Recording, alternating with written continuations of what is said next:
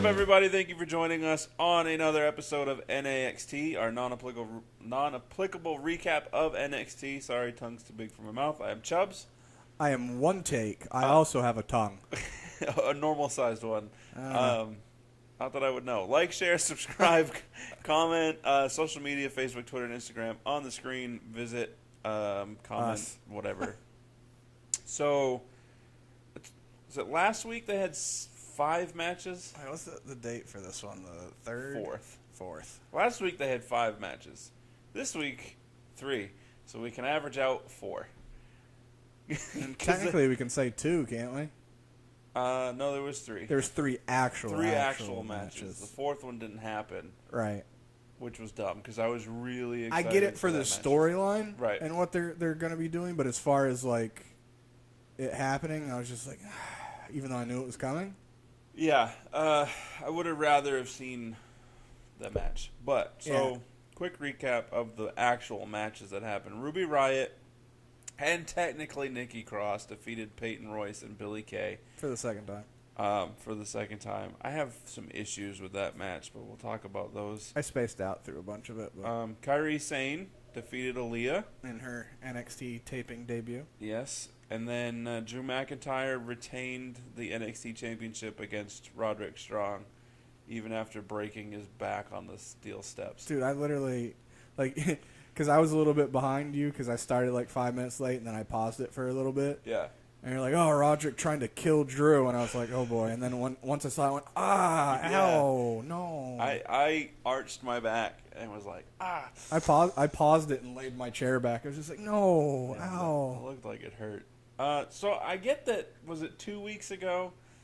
Ruby Riott asked for a handicap match. Right, and Regal said she needed to find a partner. And she was like, whatever, I'll be out there regardless. Yeah, and then, so I understand that Nikki Cross, I feel like since Nikki Cross didn't come out to start the match, she shouldn't have been allowed to join the match. Right.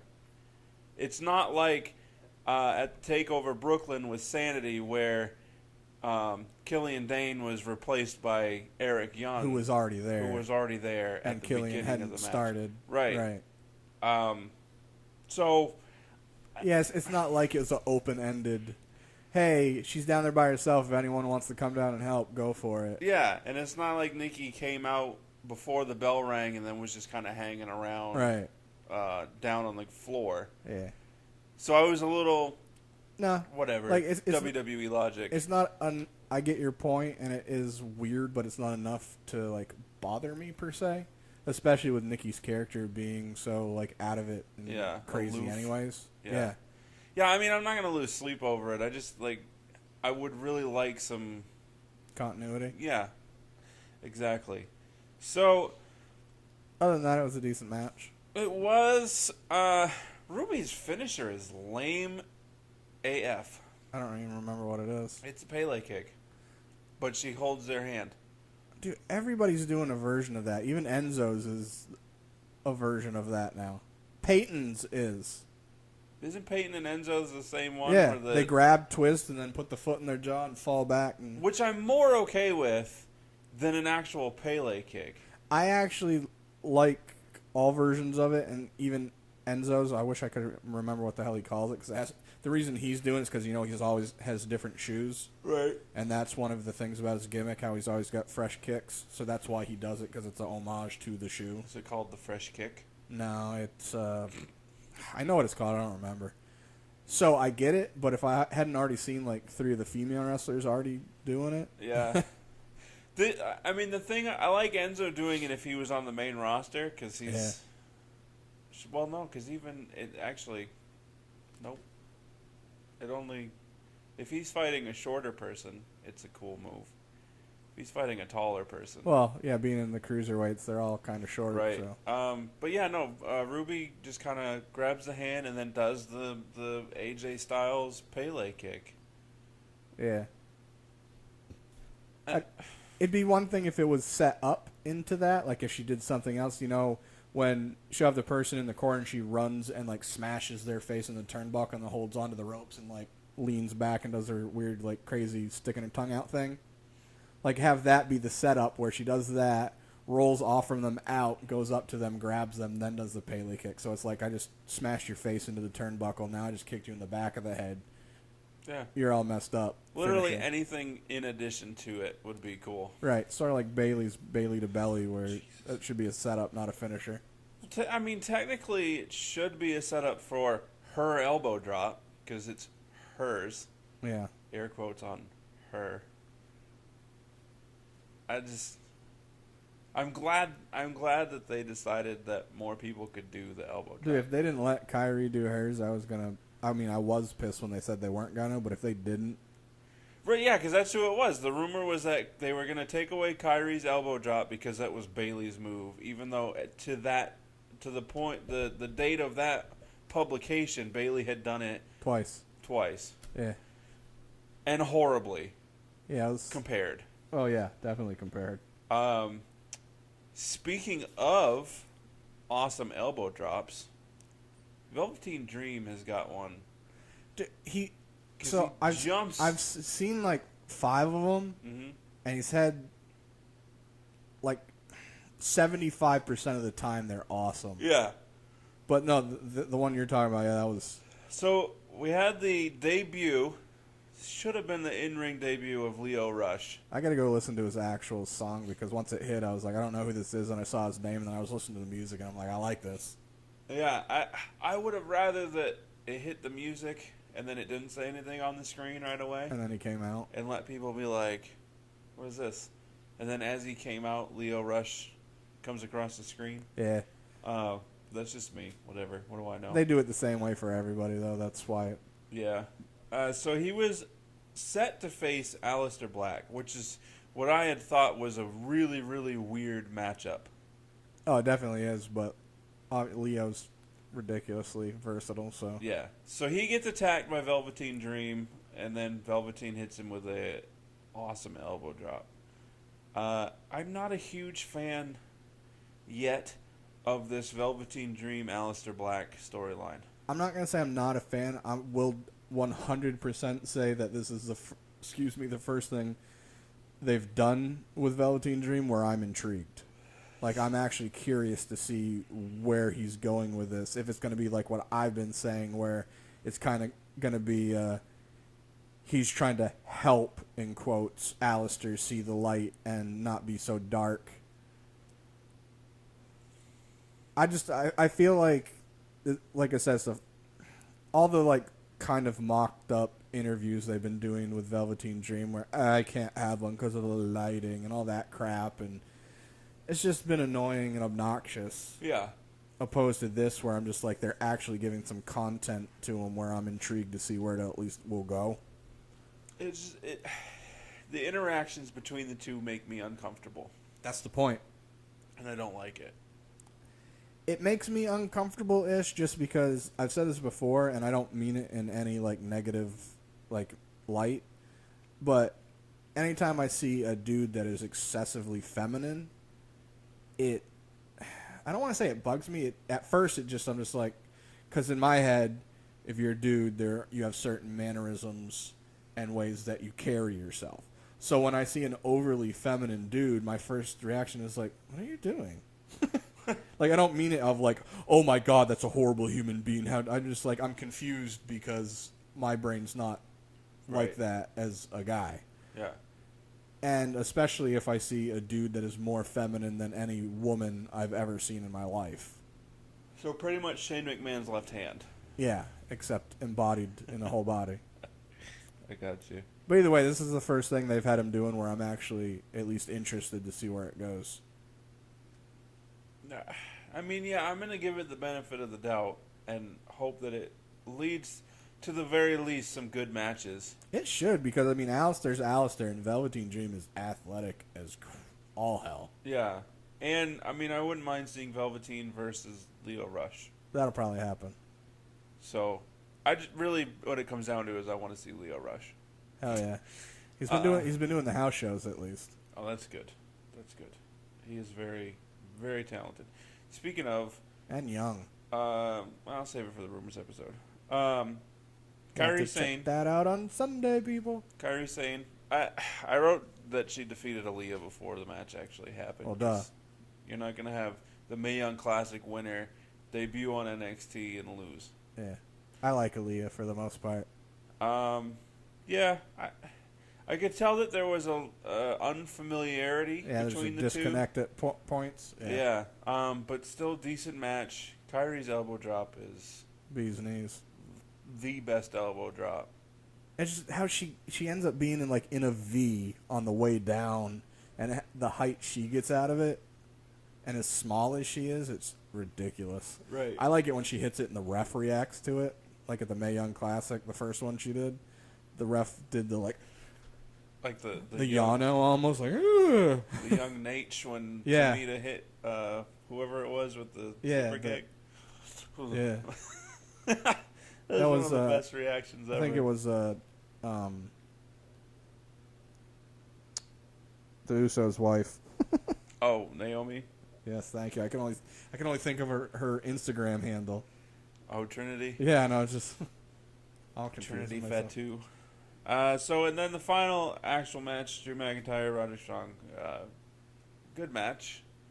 That was a hell of a match. Not only that, they gave it almost 30 minutes. Yeah, heading into the match, like I checked the time on the little the progress bar. Yeah, because I'm like, okay, so they've had 2 actual matches. Yeah. And an interrupted match. I'm like, so they're gonna have this match, and it's not gonna be the main event because there's still half an hour left in the program. No, see, when I saw that, because I did the same thing. I looked at the time, and I was like, they're gonna give this match some time. Yeah. The rightful time.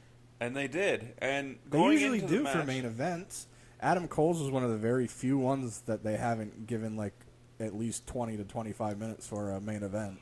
Yeah. Of that magnitude. Had he not been doing house shows? I don't think he has.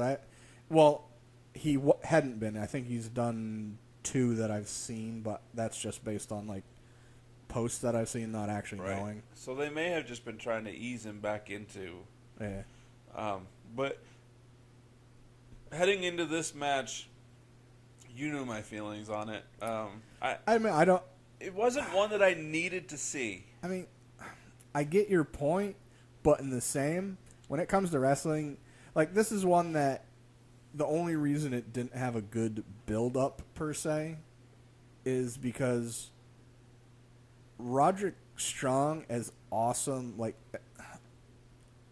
as phenomenal as he is in the ring, right? He's the complete opposite on the mic. Oh, he's terrible. He's boring. I compare him and have before. He's the male version of Bailey. He's the aw shucks, even when he's mad. For family. Yeah, he's the aw shucks guy. So it's, even though you can get behind his reasoning and be like, hey, I'll fight for him because I like the reasoning. Yeah. I wish he had either a raspier voice or maybe a different tone to it at least. Right. So other than that, that's what was kind of making me I was I already know it's going to be a good match. I wish there was more of a build up to it, so it'd be oh yeah, because the match itself was friggin' great. Yeah, I mean, because there's other matches in the history of WWE where the build up's been great and it's still not a match where I'm like, I need to see that.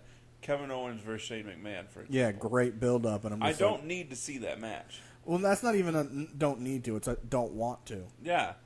Obviously, we're going to watch it. Right. And it's probably going to be the same as...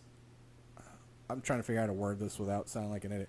When I say same as, I don't mean quality or type of work, but it's going to be like the AJ match. We were oh, it's against AJ, so it's going to be a decent match because it's AJ. Right. And it was a decent match, exactly for the reasons we said. And Shane did do a few things that were oh, okay, good on him. But Hell in a Cell falls count anywhere, which is ridiculous in my eyes, by the way. You heard the reasoning. Supposedly to protect him? Because they may end up leaving the ring and going backstage and then having something that was pre-taped air. Really? So Randy Orton, Bray Wyatt, yes. House of Horrors. Yes. So, way to go, WWE, and as we digress just a little bit, taking something that's had a great build-up for a match that really, honestly, nobody Stop. If you're one of those people that's like, Shane O'Mac, stop it. You don't want to see this match. I know you don't. If you could have Kevin Owens versus AJ Styles in Hell in a Cell, thank you. Seriously. Shane O'Mac could kick rocks. Over under 5 potatoes in the first minute from Shane O'Mac. Make it 5.5, and I'll go over. All right, that's for another show. Yeah. So, but yeah. Anyway, back Drew McIntyre, Roderick Strong. It was not a match. Build up or not was one that I'm like, yeah, I need to see that match. I get what you're saying. For me, I was looking at it as. All right, so I get what you're saying as far as like with the build up and this and that. It wasn't something that you needed to see. Right. I was looking at it as I know it's going to be a good match, so I want to see it. Yeah, I mean, match itself afterwards, I'm like, I'm glad I saw that. Yeah, that's what I was getting at. I totally get I don't need to see it. Right. But I wasn't going into it with that thought process of it was a needed. It was more of a, this is going to be good, so that's enough for me. Yeah. Perfect example is, spoiler alert in the future, Cassius Ohno versus Lars Sullivan. Don't need to see that match. Kind of want to see it. Definitely want to. But anyway, so after the match, as we said, Drew McIntyre retained. And Nigel, during this match, was saying how the NXT champion has held the belt for an average of over 100 days. Right. There's been like 2 that have been shorter. Samoa Joe's second run was 14 days. Well, it was also second run. Yeah, and Sami Zayn's was 62 days. Right. And then there's been obviously longer, but the average is 100. Pretty much alluding to the fact that Drew McIntyre is not going to lose this match. Yeah. Unneeded commentary. That's actually one of the good things about NXT is when they pick who's going to be the champion, they want to give them a run with it. Yeah. Opposed to like somebody like Sammy where like we want to get it on him because he's not going to be down here long enough anyways. Right. Kevin Owens, he was only in like actually NXT taping for like what 4 months?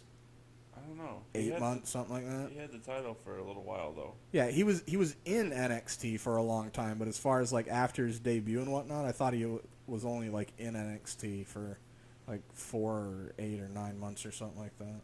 I don't remember. I don't know. So after the match, CFO, the Undisputed Era, meets Roddy on the ramp. Has a little and good on Roddy for actually as bad as his. I don't like saying as bad as his mic work because that makes it sound like he's incapable. Well, he might be. It's bad. As boring as his mic work is, he did a good job of like when they touched him, like he jumped and was looking at him, then he was like confused. Yeah. Looking at them, then he looked, and this is how I interpreted it. He looked at them, was confused, and was like, WTF. Adam Cole kind of like leaned in and said some stuff to him, patted him on the back. Roderick still looked confused, looked at Drew McIntyre in the ring, and then all of a sudden his eyes changed, and it was like he was starting to realize something. Okay. To me, it was like, he was like, what the hell are you talking about, Cole? Then he looked at Drew, thought about what he just went through, and just like, I might not be able to do this on my own. Like, he had this realization of, Adam Cole's got a good point, baby. That's how I interpreted his looks. I know some things. So I do as well, but I can't comment. That's besides the point. And we'll save that for rumors if we want to. I would like for him to join them and turn heel. I think it would help his mic skills. Yeah, because when he can be louder and angrier. Right. As and a heel. He was Mr. Ring of Honor, so why wouldn't he join this Ring of Honor stable? Yeah. Well, that was also a rumor for what they wanted to do going forward with Roderick Strong is have him end up being Mr. NXT. Right. That's panning out for him. Yeah. Well, he's having... Well, the thing is like, he hasn't won very many matches lately. Right. Like, his last one at TakeOver he won, which we didn't predict. It was against Eric Young, wasn't it? Yes. Yeah. That was the last match I can remember him winning on tapings. Yeah. Because he obviously lost to Drew. He lost to Cassius? Did he beat Bobby? Rude? Yeah. After Bobby lost the title? Did he? I don't remember. Oh, well, whatever. Either way, my thought process was they've had him losing enough matches where he could get this, I'm putting on these great matches, and I just can't seem to do it on my own. Adam Cole's got a good idea. Yeah, I'd like to see it. Yeah. But I'd like to see it. But Guess anyway. So next week we have, and I was wrong last week when I thought it was going to be this week. So next week, Cien Almas versus Johnny Gargano. I thought it was this week too. And I also like to say that I was semi-right for what they're doing with the women's stuff. So they're having 2 triple threat matches and then 1 battle royale. I think that's what I heard. All right. Ember's going to win the battle royale. Seriously? They have her in one of the triple threat matches? Wait, these are spoilers. Wouldn't it make more sense to have her win the battle royale? She's the strongest one in, aside from KAIRI, who's already in by default. It was already in by default. Ember Moon is the strongest one going in there. Yeah. Have her win the battle royal. Yeah, but you can also look at it this way. In battle royales, you can save weaker, and I use that term loosely. You can save weaker, talented ones and get away with more stuff. You know what I mean? No. I don't know how to explain it. We'll talk about it in our rumors episode. And then in 2 weeks we have Sanity versus CFO. I thought there was another one too. More excited. I'm actually kind of more excited for that than Gargano Almas, even though I know Gargano Almas will be a good match.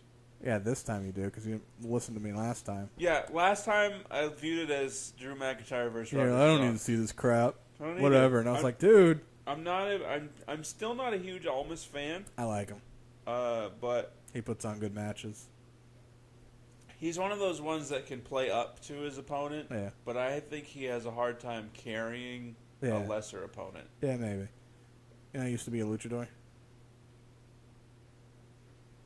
Used to wear a mask and all that. El Generico. But anyways. Yeah, so that's it. Like, share, subscribe, comment. Facebook, Twitter, and Instagram on the screen. Join the discussion or start one, and then we'll join it. Whatever. Yeah. Check out all their stuff. We got rumors coming up Sunday. Hey, and prediction for Hell in a Cell. Yes. And the actual podcast Monday. Yeah. Yay, deuces. Double deuces.